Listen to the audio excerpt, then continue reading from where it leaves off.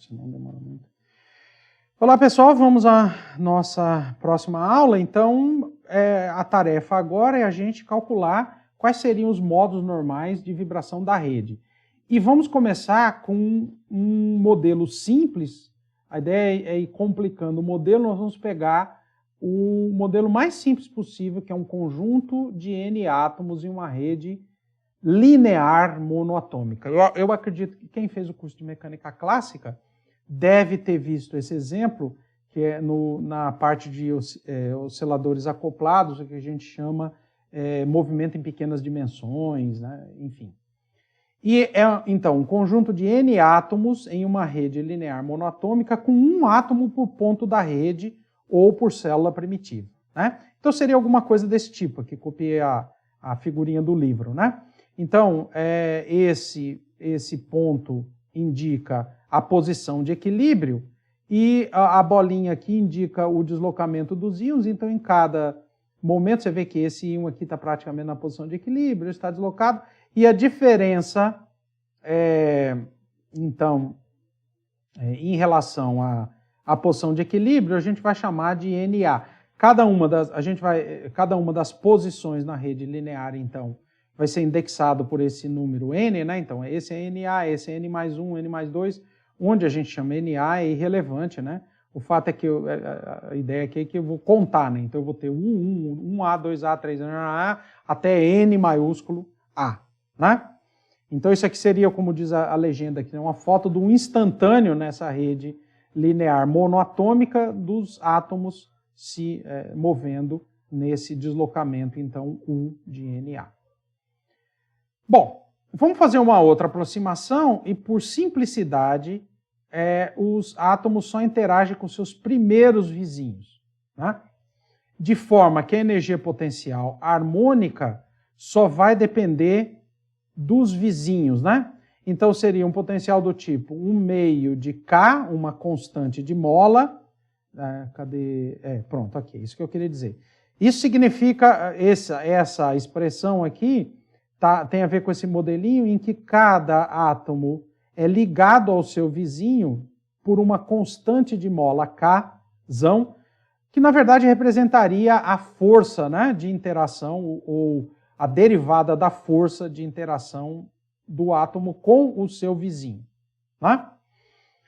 Então, se a gente imaginar esse tipo de situação, a gente vai ver que a energia potencial harmônica pode ser escrita como 1/2 de K vezes o deslocamento, né? E aí tanto faz, eu posso pegar o deslocamento em relação do U de NA em relação ao próximo ou ao anterior, e eu somo isso, né? Isso aqui em todos os N's, eu já vou ter computado, por exemplo, se eu pego esse e pego a energia potencial em relação a esse ou em relação a esse, mas se eu somo em todos os N's, já está contado, e aí eu divido por 2, obviamente, porque eu contei 2 vezes, né? Eu vou ter contado, quando eu faço isso, eu conto 2 vezes, então, esse deslocamento. Bom, de qualquer forma, nós temos essa energia potencial, e aí, com essa energia potencial harmônica, qual é a equação de... E aqui, veja, já estamos desconsiderando a energia potencial de equilíbrio. Qual é a equação, então, de movimento? E aqui nós vamos usar a ideia lá da mecânica clássica, né, que é a equação de Newton, massa vezes a aceleração é igual à força, que é a derivada da energia quem é que faz o papel do K aqui? A derivada do potencial harmônico em relação ao deslocamento. Se a gente faz essa continha aqui, então a gente obtém essa expressão aqui. E agora fica claro, né, que a massa vezes a aceleração tem a força em relação ao íon do lado direito e do lado esquerdo, né? Se eu pego o U numa certa posição da rede, eu vou ter a contribuição do íon que vai estar do seu lado direito e a contribuição do íon que vai estar do seu lado esquerdo no deslocamento e na força sobre esse íon. De forma que eu tenho um conjunto agora de equações aqui acopladas, né? Como é que elas são acopladas? Porque a coordenada U do NA vai depender da U do N-1A e da U do N mais 1A. Então, a coordenada, a posição instantânea, né, ou o deslocamento instantâneo de cada íon, depende do deslocamento do íon imediatamente anterior e do íon imediatamente posterior. Então eu tenho um conjunto de N maiúsculo equações diferenciais que são acopladas. Considerando que a gente tem uma cadeia muito grande de átomos e que a gente não está interessado nos efeitos de borda, né? Nos átomos que estão nas extremidades, a gente pode usar a condição que a gente está acostumado já desde sempre, né? Que é a condição de contorno periódica de Born-von Karman.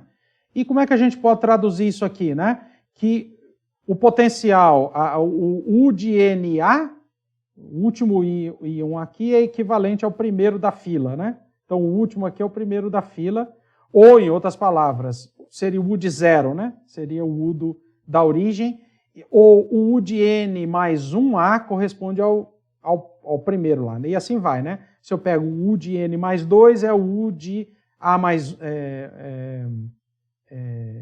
U de 2A, e assim por diante, né? Isso aqui, esse tipo de coisa, ela tem duas formas de olhar. Uma é imaginar que é uma linha muito grande de átomos formando um anel. Ou que eu tenho realmente uma linha, né? É uma linha tão grande que quando eu pego o átomo e os seus vizinhos, é como se isso aqui fosse uma cadeia linear. Essa que é a ideia, né? O perímetro disso aqui é tão grande perto da distância entre os átomos que para todos os efeitos, quando eu estou nessa posição aqui, como a posição desse vai depender da posição desse e da posição desse, isso aqui é como se fosse uma cadeia linear, né? Outra forma de olhar é imaginar que eu tenho a última mola aqui ligada no primeiro átomo do lado de cá por uma barra rígida, né? São duas formas, então, da gente fazer a imagem pictórica dessa condição de contorno periódico de Born-von Karman, que a gente já usou na estrutura cristalina, né? Muito bem. Então, nós temos que resolver essa equação diferencial com aquela condição de contorno, tá? E, como é uma equação do tipo derivada segunda depende a derivada segunda da função depende da função, a gente pode procurar soluções do tipo seno e cosseno, né? Ou exponencial de e elevado a i alguma coisa, né? Então, escrever uma solução genérica, né? O U de um NA, T seria alguma coisa do tipo e elevado a i KNA menos ômega T como solução tentativa. E as condições de contorno periódica, então, não posso esquecer, tá? Se eu aplicar essas condições de contorno periódica nesse tipo de solução, né? Então, U de NA, então no lugar de Nzão A, né? No lugar de Nzinho A, vai aparecer Nzão A elevado a K Nzão A menos ômega T, e do lado de lá vai aparecer um E elevado a menos I ômega T. Então, o E elevado a menos I ômega T cancela, e a gente obtém, então, E elevado a IKNzão A igual a 1. Parece alguma coisa, né? O que significa que o KNA tem que ser múltiplo inteiro de 2π, né? Ou seja, ele tem que ser um J vezes 2π, onde o J pertence aos números inteiros, né? Para E elevado a I, KNzão A ser igual a 1, eu tenho que ter alguma coisa do tipo E elevado a I, J 2π, onde J é um número inteiro. O que significa que, se isso aqui for realmente solução, o K ele tem uma propriedade interessante. O K, então, é um 2π sobre Nzão A vezes J. Isso aqui lembra alguma coisa? Não parece os Ks que indexam as soluções de Bloch, as ondas planas, né, para os elétrons? Sim, né? E outra coisa importante que a gente lembra é que se o K variar de 2π sobre A, ou seja, se eu pego, por exemplo, J igual a 1 e vou até J igual a 2, que significa que o K teve uma variação de 2π sobre A, né? O de NA de T não vai se alterar, né? Porque se ele variar de uma unidade, por exemplo, K elevado a 2π sobre NA vezes 1 ou vezes 2, eu posso tirar isso em evidência daqui e a solução se mantém, tá? Então, de forma que só vão existir Nzão soluções possíveis para K compatível com K igual a 2π sobre NaJ. Muito parecido com tudo que a gente fez para os estados de Bloch, né? E aí a gente pode escolher as soluções, então, ou escolher o J de forma que ele vai variar no intervalo de menos π sobre A até π sobre A, né? Então, como ele tem que variar 2π sobre A, se eu for de menos π sobre A, se eu vario 2π sobre A, ele repete a solução, ou seja, ele forneceria a mesma solução. Então, as soluções possíveis estão no intervalo de 2π sobre A. Então, eu posso escolher que o K vai variar de menos π sobre A até π sobre A, que ele já vai ter completado, feito o ciclo completo, né? Se eu continuar em frente, eu só vou repetir as soluções que estariam, então, dentro desse intervalo menos π sobre A, π sobre A. Se a gente substitui, então, a proposta de solução na equação, seria uma constante vezes e elevado a i, k, na menos ωt, a gente obtém para a equação de movimento isso aqui, né? Substituindo, né? Aqui já calcula a segunda derivada, a temporal, aqui substitui cada um dos três termos, né? O termo de u de na, u de n menos 1 e u de n mais 1. A gente pode reagrupar esses termos aqui, né? Esses termos do lado de cá, pode colocar e elevado a i, k, na menos ωt em evidência. Qual é a ideia aqui? Porque aparece a exponencial dos dois lados, é para a gente poder simplificar, né? E aí, o que sobra, então, fica isso aqui, né? Menos k, 2 elevado a menos ik, elevado a ika. E aí, se eu lembro da relação da fórmula de Euler, né? A gente obtém, então, que menos, simplificando as exponenciais, menos m⍵2 vai dar menos 2k, 1 menos cosseno de ka. Ou seja, a gente obteve a relação de dispersão. A frequência, né, do modo, o ômega depende de k, como raiz quadrada de 2k, 1 menos cosseno de ka sobre m. E se a gente usa a fórmula do cosseno da soma, reescreve isso aqui, nós vamos ver que isso aqui é o módulo, vai aparecer seno ao quadrado de Ka sobre 2, né? Isso aqui, então, é o módulo do seno de Ka sobre 2. Então, a relação de dispersão de ômega, então a gente já descobriu quais são que realmente a solução, e que o ômega, então os possíveis valores para ômega, que está associado com a frequência, né, de vibração, né? Que os possíveis valores para ômega variam, então, continuamente com K dentro desse intervalo. Mas se a gente olhar bem, isso aqui é a primeira zona de Brillouin da rede unidimensional, né? O que significa uma relação de dispersão da frequência, tá?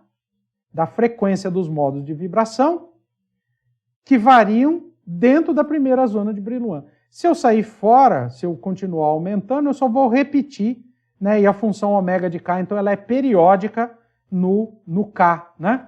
Que é um número quântico, então, que vai representar as vibrações, nesse caso aqui, né? Muito bem.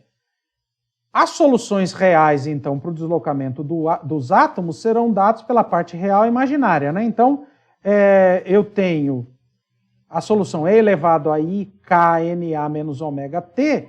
Então, qual seria o deslocamento? Isso aqui representa a soma de cosseno com seno, né? Então, eu teria como se fosse dois tipos de soluções possíveis, né? Que seria o na vem da parte real, cosseno de Ka menos ωt, e o de na de t, que é proporcional a seno de Ka menos ωt, com o ômega variando, então, em função de K dessa forma, e o K variando dentro da primeira zona de Brillouin, como múltiplos inteiros de 2π sobre n, né? Sobre nzão. E aí aqui a gente pode imaginar, se eu tenho um número muito grande de átomos, eu tenho uma cadeia infinita, 2π sobre n é um intervalo, então, que seria o intervalo entre os possíveis números quânticos, né? Ele é tão pequenininho que a gente pode imaginar uma função contínua, né? Que ômega de K, então, é como se fosse uma função contínua de K, né? E a gente vai ter, então, duas n soluções independentes, definido pelos n valores de K, e as duas formas de solução. Então aqui eu vou ter N possíveis valores de ômega, e para cada ômega eu tenho duas soluções possíveis, cosseno de Ka menos ômega t, seno de Ka menos ômega t. Né? Um movimento qualquer da cadeia de átomos é especificado, então, pelas condições iniciais das posições e velocidade dos N átomos em T igual a zero. Então, se eu souber as condições iniciais, eu sei como é que é, qual dos dois aqui, ou qual dos dois vai ser, realmente vai ser a solução para uma determinada condição inicial. E no caso arbitrário, um movimento arbitrário da cadeia de N átomos pode ser escrito como uma combinação linear dos dois modos, com pesos aqui, que vai definir, então, esse movimento geral dos dois N átomos, dos N átomos em termos dos dois N modos de vibração. Né? E assim a gente tem, então, a solução completa para o problema. Antes de ir, então, para incluir um complicador, ou seja, sofisticar, incluir uma coisa a mais no nosso modelo, vamos dar uma olhadinha na relação de dispersão, que é interessante a gente analisar como o ômega varia. Então, o ômega varia dessa forma, é uma função de módulo do seno de Ka sobre 2 no intervalo de menos π a π. Bom, a função seno é fácil, então seria o módulo do seno é uma função desse tipo, né? Quando o K atinge πA, né? Quando o K é πA, nós temos π sobre 2, que é exatamente quando o seno atinge o máximo, né? E quando o K é menos π sobre 2, mesma coisa, atingiria o valor menos 1, mas como é o módulo do seno, então é rebatida para cima. E esse aqui, então, seria o gráfico da relação de dispersão de ômega em relação a K, das frequências. E quando o seno é igual a 1, quanto é que vale a frequência? 2 raiz de K sobre M, ou raiz de 4K sobre M. M é a massa do íon. Então, uma ideia parecida como oscilador harmônico, né? Que é a frequência raiz de K sobre uma massa pendurada numa mola, a frequência própria de oscilação da mola é raiz de K sobre M. Então, é interessante que o valor máximo aqui relembra um pouquinho o sistema, uma massa pendurada numa mola. E se eu pegar 3 massas com 2 molas, e se as duas tiverem a mesma constante elástica, nós vamos ver, e essas molas vibrarem somente numa direção, nós vamos ver que nós temos, então, uma frequência desse tipo. Tá? Bom, se eu conheço a relação de dispersão, eu posso, por exemplo, calcular a velocidade de fase.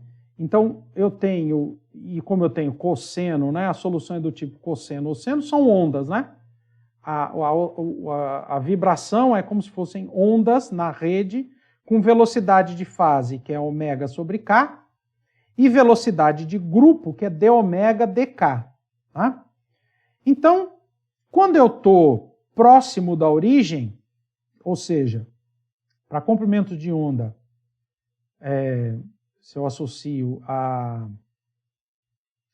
se tem uma frequência, eu tenho um comprimento de onda, né? Então, para K muito menor do que π sobre A, eu posso, ao K, associar um comprimento de onda, né? Que isso aqui seria o nosso vetor de onda, né? Porque é elevado a IK, né? Então, seria o vetor de onda, que seria lambda muito maior do que A, né? Então, ondas, se eu tenho vibrações com ondas com grande comprimento de onda, eu posso, como K é pequeno, eu posso expandir o seno em série de potência e o ômega passa a ter, né, perto da origem aqui, seria seno em zero, que é zero, mais a derivada primeira do seno, que é cosseno, que é igual a 1, né? E fica então fica uma coisa dependente do módulo de K, né? Então, o ômega de K é dependente do módulo de K. Então, a velocidade de grupo, que é ômega dk, seria uma velocidade constante, né? Dada por d ômega dk, seria A raiz de K sobre M, né?